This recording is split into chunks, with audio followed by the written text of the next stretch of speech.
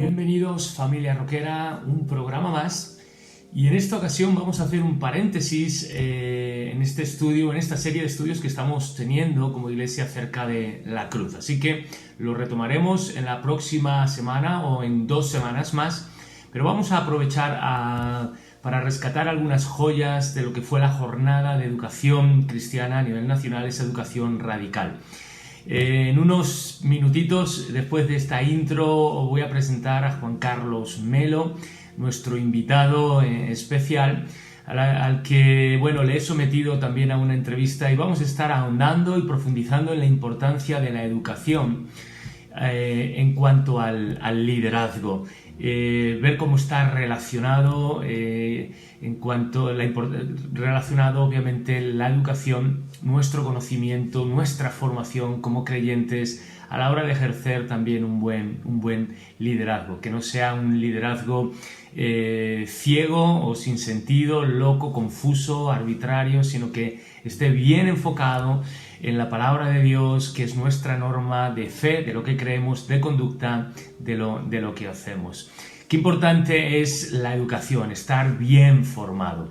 Me venía a la mente algunos pasajes de la Escritura en relación a esto, especialmente las pastorales, entendiendo las pastorales como esas finales y últimas cartas de Pablo. Sabemos que Pablo escribe 13 cartas que conforman todas esos escritos paulinos, 13 de los 27 textos que conforman el Nuevo Testamento. Bueno, pues de esas 13, las últimas 3, primera, segunda de Timoteo y Tito, son las pastorales, y son las últimas que él escribe justo al final de su vida. Y él va a hacer muchísimo énfasis en la formación y en levantar una nueva generación de líderes. Va a hacer muchísimo énfasis en la calidad del liderazgo. Y cuando digo calidad, él va a estar enfatizando dos líneas, ¿de acuerdo?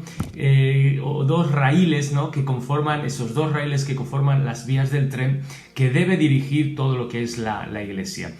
Va a enfatizar muchísimo el liderazgo y la importancia del carácter, la importancia del fruto del Espíritu y del carácter de Cristo en los líderes, lo que sería ese testimonio, lo que sería esa vida piadosa, esa ortopraxis, esa práctica correcta, adecuada, apropiada.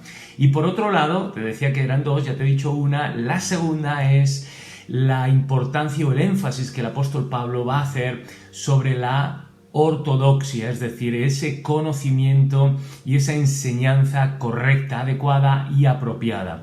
Así que Pablo va a decir, para un buen líder necesita estas 2 cosas, estos 2 pilares en su vida: una buena educación, una buena formación, esa buena ortodoxia, esa buena enseñanza, esa buena doctrina. Y por otro lado, Pablo va a decir, el buen líder no solamente necesita un conocimiento intelectual, sino necesita esa vida también piadosa, necesita esa ortopraxis, ese buen testimonio y esa buena conducta. Así que el liderazgo se trata de eso, de mantener un buen carácter, obviamente. El liderazgo cristiano, no tiene nada que ver con el liderazgo secular, como bien nos va a apuntar Juan Carlos Melo.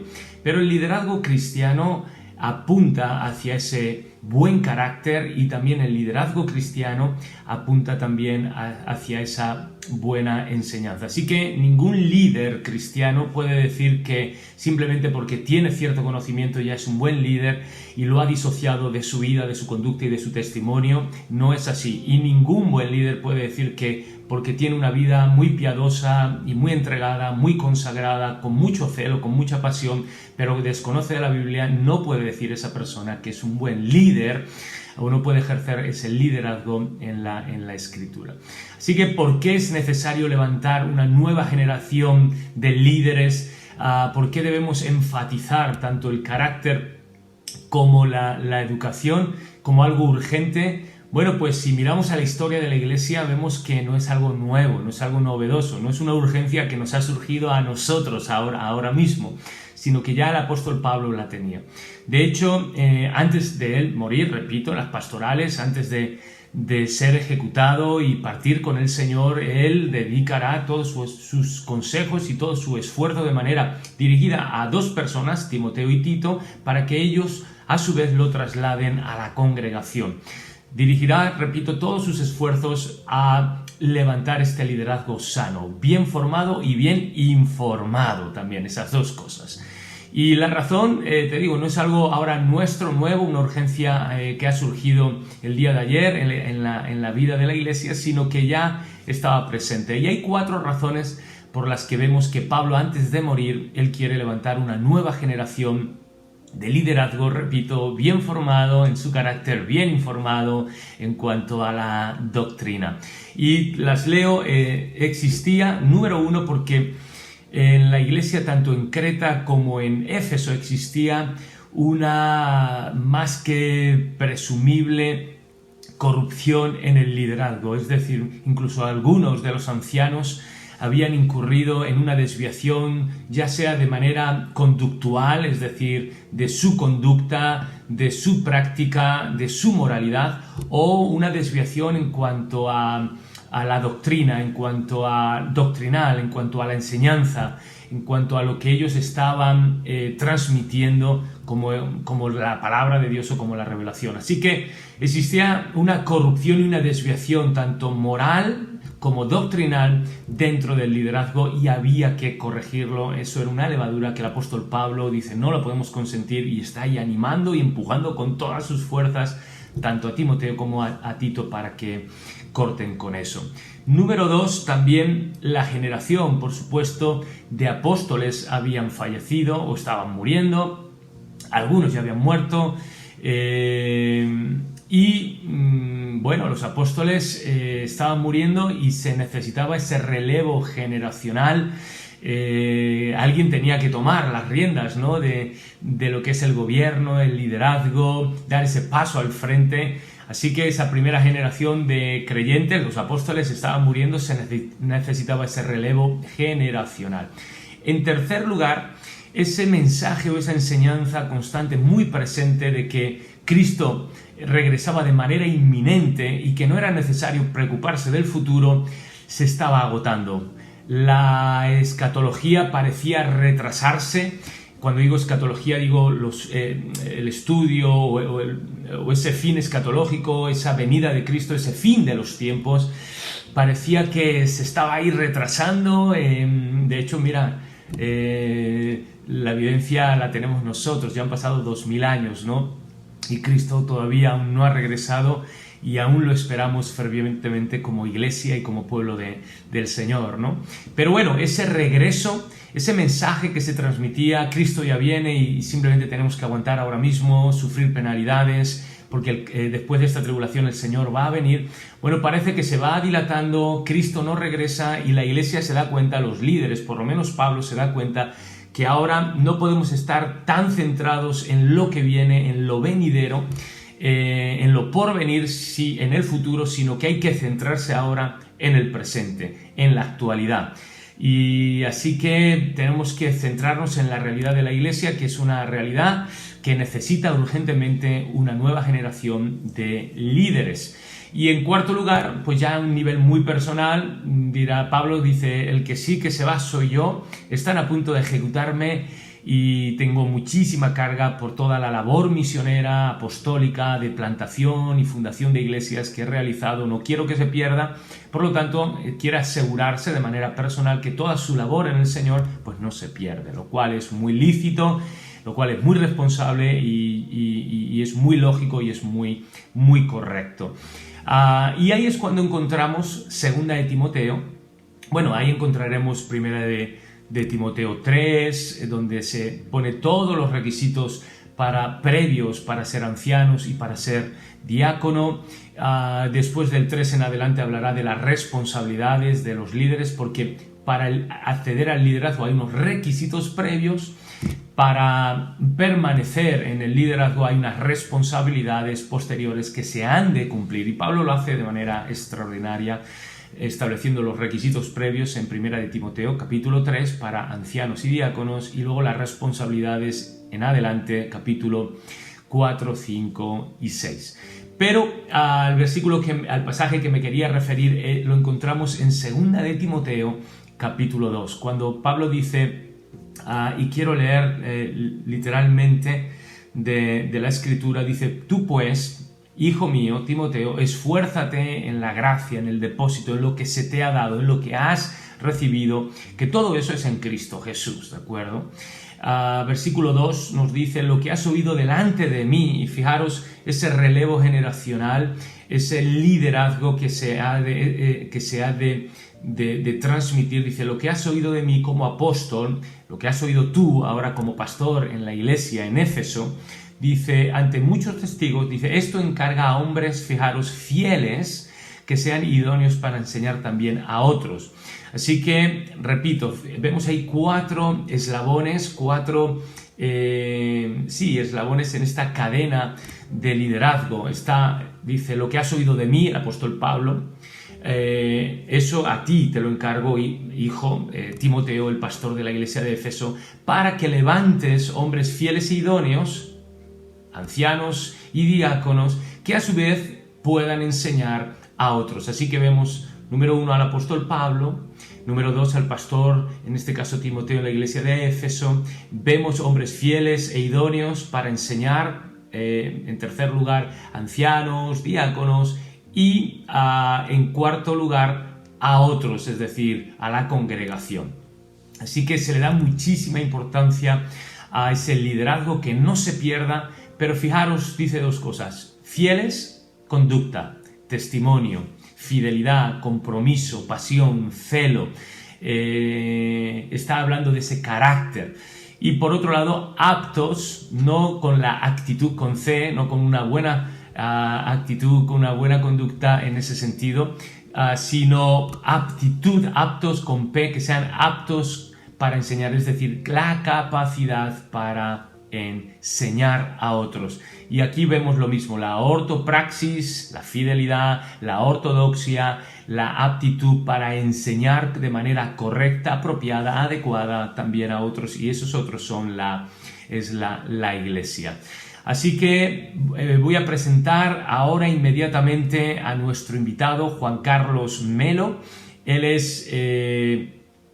está casado con su esposa de Finlandia. Él ha estado pastoreando junto con su esposa y ha plantado y ha fundado muchas iglesias, tanto en Finlandia como en Latinoamérica. Actualmente él reside en Perú y él es el director de todo lo que es la red de crecimiento y de plantación de iglesias de Latinoamérica. Él ha estudiado, tiene diferentes doctorados y maestrías en liderazgo, también en plantación de iglesias, y creo que es una joya y que no debemos perder. Así que lo vamos a presentar con estos versículos de 2 de Timoteo, capítulo 3, versículo 12, que tiene que ver mucho con la educación y el liderazgo y el carácter, ¿de acuerdo? La importancia de la educación y el carácter en nuestras vidas para ejercer ese buen liderazgo. 2 de Timoteo 3, 12 nos dice: todos los que quieran vivir piadosamente van a sufrir persecución. Ahí apela al carácter, ¿de acuerdo? Y a nuestra fidelidad. Pero tú, fijaros, dice: los malos hombres y engañadores irán de mal en peor, engañando y siendo engañados.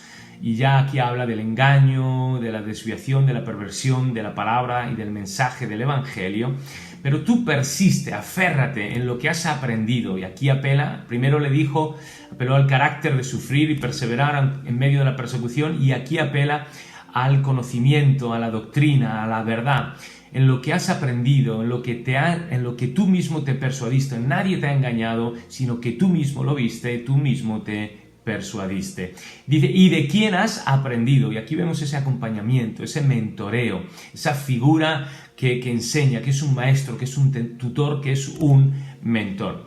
Que desde la niñez esas palabras y la palabra y la verdad de Dios te ha sido enseñada por medio, en este caso, la aprendiste de tu niñez por parte de tu madre y de tu abuela, que te puedan hacer sabios las Sagradas Escrituras para la salvación que es en Cristo Jesús. Y luego nos dice, toda la Escritura es inspirada por Dios y nos habla de esa revelación de Dios dada a los hombres y que es útil, fijaros, para enseñar, para redarguir, para corregir y para instruir en justicia, a fin de que el hombre sea perfecto, cabal, maduro, enteramente preparado para toda buena obra. Y vemos lo mismo, la enseñanza, la palabra de Dios, la revelación de Dios y luego toda buena obra. Y vemos también no solamente el ministerio, sino nuestro carácter, que seamos equipados, capacitados. Así que presento ahora mismo a Juan Carlos Melo y esta entrevista que le hice hace unas semanas para la jornada de educación cristiana no tiene desperdicio, así que muy atentos a esto. Entra vídeo. Pues bienvenidos a todos, continuamos con nuestra jornada de educación cristiana y bueno, ya lo estáis viendo ahí en vuestras pantallas. Es un honor, de verdad, es un privilegio, como he presentado antes, tener con nosotros a Juan Carlos Melo. Lo primero, Juan Carlos, te saludamos, aquí tenemos mucha gente conectada de diferentes puntos de la geografía española y si nos quieres dejar un saludo así de entrada, pues te damos lugar también, cómo no.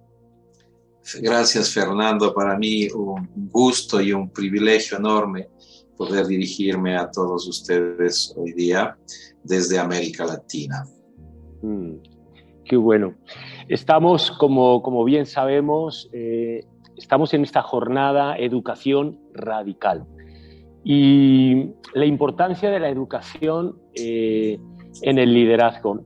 Y la primera pregunta, Juan Carlos, que a mí me surge y estoy seguro que está en la mente y en el corazón de muchos que nos están siguiendo, es, en tu opinión, en tu valoración, en base a tu amplia experiencia, ¿cuál es tu opinión? ¿Cuál es tu criterio?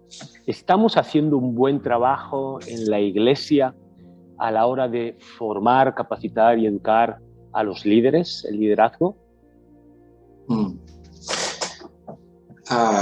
Bueno, creo que es importante diferenciar lo que es educar discípulos de educar líderes, ¿cierto? Okay. Es decir, los discípulos, al educar o formar discípulos, uno tiene que enfocarse en ciertas áreas como el carácter, la conducta, etcétera. Y cuando educamos líderes, tenemos que enfocarnos en ciertas habilidades y características propias de un líder. Porque líderes pueden ser creyentes o no creyentes, tú entiendes esa parte, ¿verdad? Uh-huh. Entonces, a veces nosotros confundimos, creo yo, liderazgo con, digamos, ser un discípulo, ¿no? Entonces, y hablamos más del carácter del discípulo que de las habilidades de un líder. Entonces, uno puede ser un líder humilde o no, y ser un buen líder. Claro. Aunque algunos técnicos en la materia hablan de que estas habilidades blandas son tan importantes, sobre todo en esta época de pospandemia, ¿verdad? Que va a ser vital para todo liderazgo, este tipo de habilidades blandas, entre esos la empatía, etcétera, ¿no? Pero sí, yo creo que en realidad tendemos que hacer un poco más énfasis en habilidades de liderazgo, si es que estamos hablando de líderes. Obviamente se supone que ya vienen desde una base de discipulado en donde no se ha dado solo información bíblica, sino que se ha dado una formación de discípulos. Y la formación de discípulos apela a la transformación del carácter para que la conducta refleje ese carácter. Entonces, carácter y conducta. Si partimos del conocimiento, compromiso, carácter y conducta, las 4 Cs del discipulado básico, ¿cierto? Dale conocimiento con el cual se compromete, porque si no hay compromiso con ese conocimiento bíblico que estás dando a un discípulo, no hay discípulo, solamente hay, no sé, algún estudiante de Biblia, de esos hay muchos, ¿cierto? Pero ese compromiso a ese conocimiento que le estás dando al discípulo le produce una transformación del carácter que es una suma de hábitos, básicamente. Se transforman los hábitos y se transforma la conducta, ¿no? La manera de comportamiento en la sociedad, en la familia, etc. Y entonces hay un discipulado transformador que es importante. Porque si el discipulado no está siendo transformador, solamente estamos haciendo proselitismo religioso. Y en cuanto al liderazgo, me parece que no estamos haciendo lo suficiente, al menos. Yo creo que sí hay intenciones, hay buenas ideas, hay organizaciones que están haciendo algo sobre esto dentro de la iglesia en general, pero me parece que nos falta todavía más, porque si tú comparas el nivel de habilidades de los líderes en la sociedad y el nivel de habilidades de los líderes en la iglesia, hay una diferencia un poco grande, ¿no? El impacto de los líderes en la sociedad, de la sociedad en general, no creyentes, es una, y el impacto que estamos teniendo los líderes desde la iglesia y hacia la sociedad no es necesariamente suficiente, por decir algo, ¿no? Por ejemplo, un detalle muy sencillo, nuestras congregaciones y nuestras denominaciones en general, iglesias evangélicas trinitarias, en todas partes no manejan bases de datos. Y eso es una demostración de que estamos haciendo liderazgo por percepción. Es decir, no leemos los números reales, unas bases de datos duras para tomar decisiones en base a eso, sino que más o menos nos imaginamos y por ahí vamos, ¿verdad? Somos un poco, que digamos, flexibles en eso, ¿no?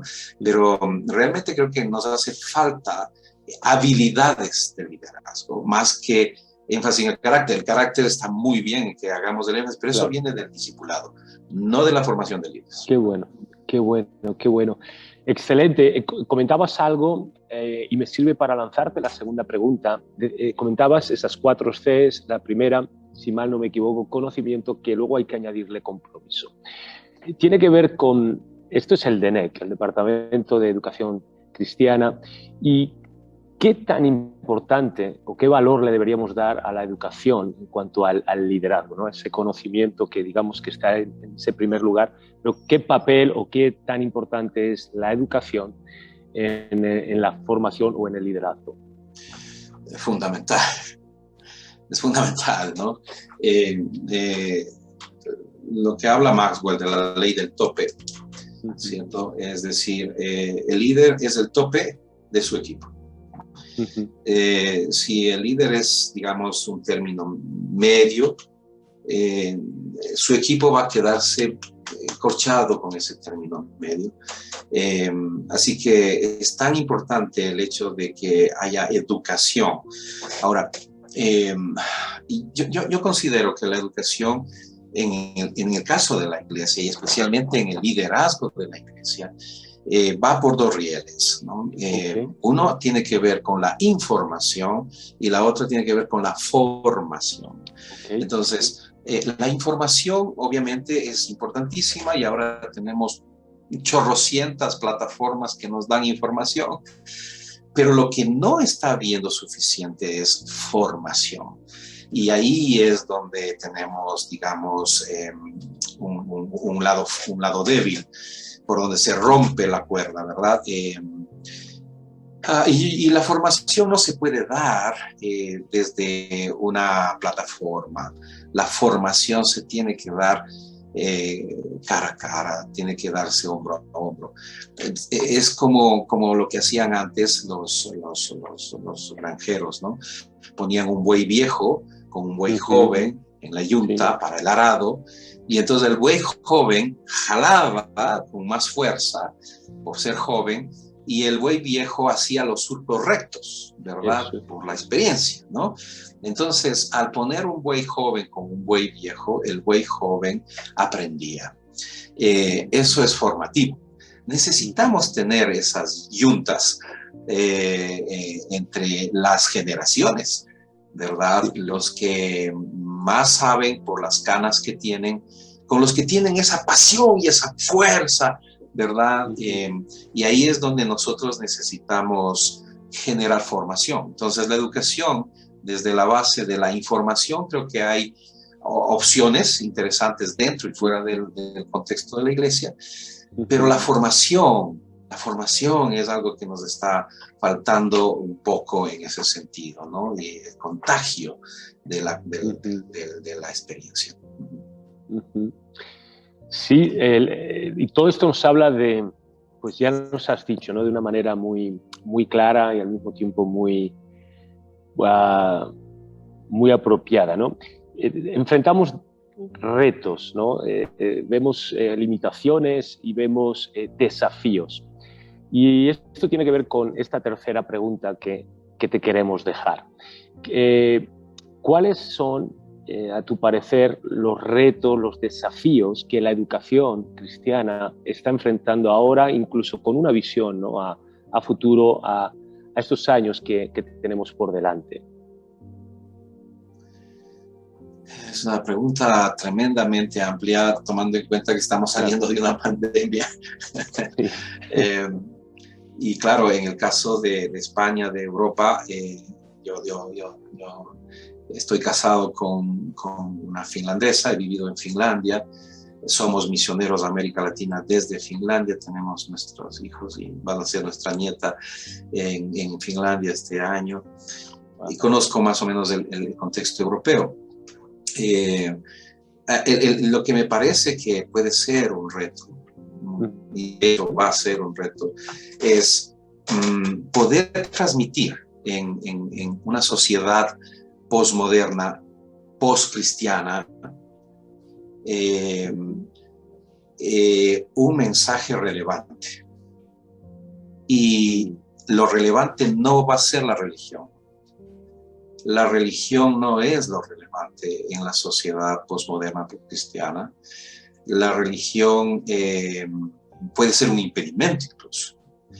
Entonces yo sí creo que los retos de liderazgo está en tener la adaptabilidad para poder transmitir el evangelio del reino de Dios, ¿sí?, en un empaque, en una forma que sea adaptable a ese tipo de sociedad. Ahí es donde nosotros tenemos que tener flexibilidad psicológica y no psicorrigidez, porque a veces estamos confundiendo forma con función en la iglesia, en el liderazgo, ¿no? La función de la iglesia, por ejemplo, es compartir el evangelio, evangelizar, ¿no? Una función no negociable en todas las épocas de la historia, en todas circunstancias, situación política, etcétera, etcétera, ¿no? Es la misma función en China comunista que en los Estados Unidos capitalista, del parte de la iglesia que está allí, pero la forma no puede ser la misma. Claro. Entonces, la verdadera forma de hacer clic hacia el futuro es adaptabilidad en la forma sin renunciar a la función, porque si no vamos a hacer crack. Claro. ¿Viste? Nos vamos a romper, vamos a ser intrascendentes, ¿no? En algunas zonas del mundo hispano, el liderazgo no está logrando tener esa adaptabilidad y está teniendo una psicorrigidez hacia las formas, y esto nos está dejando, digamos, atrás. Hay lugares donde ya tenemos diagnósticos de ser un dígito bajo, ¿no?, en la población en impacto, el 2%, el 1.5%, estoy hablando de países de habla hispana. Y eso es malísimo, malísimo, malísimo, y realmente tenemos que decir que no depende de la membresía, depende del liderazgo, porque el liderazgo no está teniendo adaptabilidad a los nuevos tiempos. ¿Cuáles son los retos de la pospandemia? Ese debería ser un diálogo profundo del liderazgo. No podemos adivinar, porque eso está prohibido, pero podemos proyectar más o menos, y hay que un poco escuchar tanto al Espíritu Santo como también a la gente, su hablar, sus tendencias, y yo creo que la adaptabilidad fue una cosa que se probó en la pandemia. ¿Sí? Muchos hicieron crack por no tener adaptabilidad y por darle más énfasis a la forma que a la función. Es verdad, es verdad, es correcto. es excelente y es buenísimo. Me gustaría, Juan Carlos, retomar algo que de la pregunta anterior, cuando hablabas de ese buey joven, buey anciano, viejo, esa conexión generacional, ¿no? Experiencia versus celo o pasión. ¿Qué importancia tiene? Me gustaría que pudiéramos ahondar un poquito más en esa educación formativa, ¿no? De formar.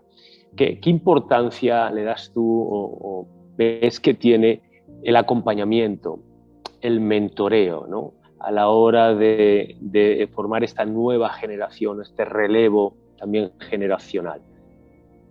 Fundamental, Fernando. Creo que una de las deudas que tiene nuestra generación hacia las generaciones venideras es justamente el mentoreo. Está habiendo una deuda grande que se está aumentando cada vez mientras más pasa el tiempo, porque no estamos mentoreando. Estamos solamente comunicando información, pero no estamos mentoreando. La clave del mentoreo es la relación, una relación de confianza. Es decir, donde no hay confianza no hay mentoreo. Y la confianza, Fernando, no es algo que se regala. La confianza es algo que se cultiva. Claro. Y a veces pensamos que el hecho de que yo tenga un título de líder, pastor, qué sé yo, cualquier cosa, ya me da el derecho a hacer ciertas cosas o decir ciertas cosas. Y eso no es tan así. Y mucho menos en una sociedad como la que viene, ¿no? Es una sociedad bastante post-cristiana. Entonces, necesitamos entender que tenemos que primero ganarnos el derecho. Y eso significa cultivar. Es como lo que hablan los expertos en este sentido de la inteligencia emocional, ¿no es cierto?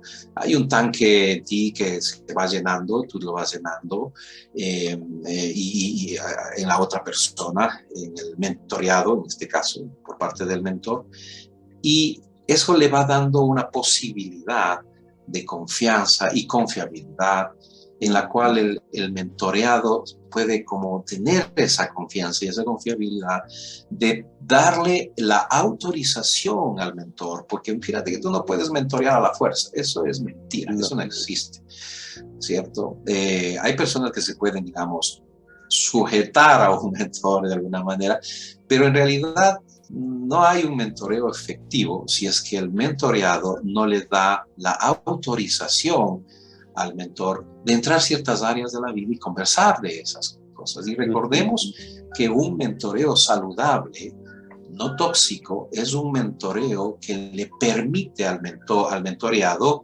ser dueño de su propio camino, ¿no?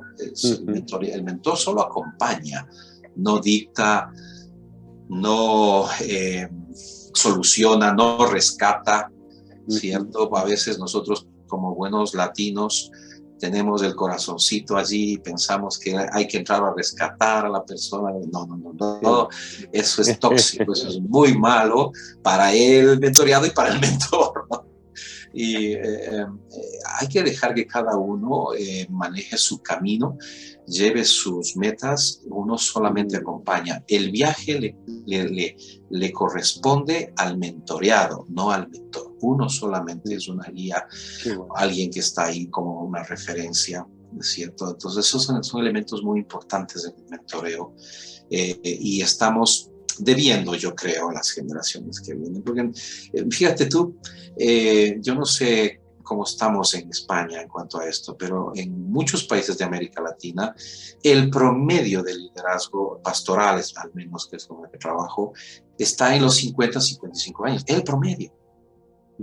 Eso ya te dice sobre qué está faltando de nuestra generación hacia las generaciones que vienen. Sí, es cierto. Acá en España lo que yo percibo, no sé si es correcto al 100%, pero sí que estoy viendo, Juan Carlos, un proceso de muchas iglesias en cuanto a un relevo generacional, de entregar los pastores de una generación ya la estafeta y el legado al siguiente. Pero claro, ahí nos vamos a ver con nuestra realidad. Si hemos hecho un buen acompañamiento y un buen mentoreo para que se pueda levantar esa segunda generación. Oye, es extraordinario. Gracias de verdad por estas claves que nos estás dando en cuanto a cómo mentorear. Y para finalizar en este espacio, esto es como dicen en México. Yo viví en México 6 años y medio. Y cuando ibas a probar los helados, pues te decían una probadita, ¿no? Y te daban a probar los diferentes sabores. Bueno, esto es una probadita para crear gusto y encender esa chispa, o crear esa chispa para encender ese fuego para que podamos seguir aprendiendo de todas estas cosas. Antes de concluir este espacio, esta entrevista, Juan Carlos, danos una palabra, digamos, final, de ánimo, de exhortación, con la que te gustaría despedir y que te gustaría dejarnos, ¿no? Como bueno, pastores y educadores aquí en España. Bueno, gracias la oportunidad, Fernando. ¿Qué te puedo decir? La palabra clave yo creo que es amor. Amemos nuestras generaciones. Amemos la generación de nuestros hijos espirituales, hijos también físicos. Amemos la generación de nuestros nietos. Amemos nuestra propia generación, ¿no? O sea, creo que si hay amor, va a haber dos cosas bien importantes que son fundamentales para poder ser trascendentes en el liderazgo: compasión y generosidad. La compasión te lleva a hacer cosas que no harías normalmente si es que no hay compasión.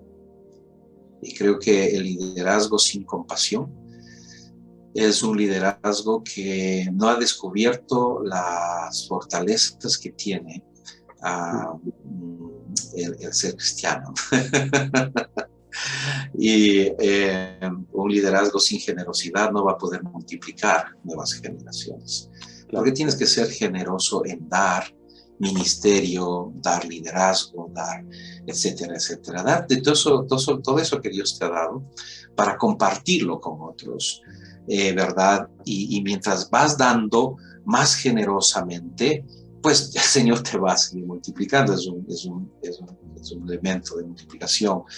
Pero en el dar está la multiplicación, en la generosidad está la multiplicación generacional del liderazgo, y en la compasión por las generaciones está la visión y la misión que tenemos como líderes de alcanzar esas generaciones, porque cada uno multiplica en su género. Es decir, los discípulos multiplican discípulos, los líderes multiplican líderes, ¿no? Claro. Esto va así más o menos. Así que compasión y generosidad sumado en un marco de amor a aquellos que nos acercamos para poder transmitirles lo que somos, ¿verdad? Y de esta manera acompañarles mientras estamos aquí en esta tierra. Y que cuando nos vayamos con el Señor venga, podamos decir con satisfacción, ¿verdad? No me fui sin dejar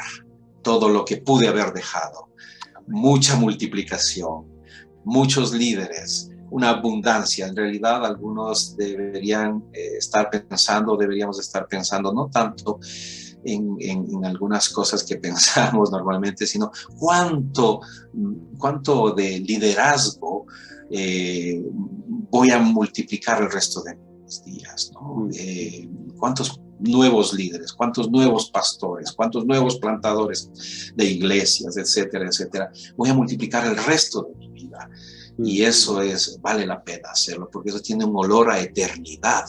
Eso es la empresa del reino de Dios en esta tierra, por decirlo de alguna manera. Negocio del Padre es la gente, ¿verdad? Y la gente en liderazgo es la clave o el clavo, como se dice, ¿no? Así que estamos en un negociazo de esos tremendos que huele a eternidad. Hay que seguir adelante, sin desanimarse. Claro que sí, por supuesto que sí. Pues llegamos al final de este espacio. Juan Carlos, antes de despedirnos, una vez más, te mostramos nuestro aprecio, nuestro afecto, nuestra gratitud de parte del DENEC de todos los pastores, obreros, educadores de la gran familia de Asambleas de Dios España. Gracias por habernos acompañado, gracias por habernos dejado toda esta gran semilla que, créelo, confiamos en el Señor, va a dar mucho fruto en nosotros y a través de nosotros. Hasta la próxima. Muchas gracias, Juan Carlos. Gracias. Nos despedimos.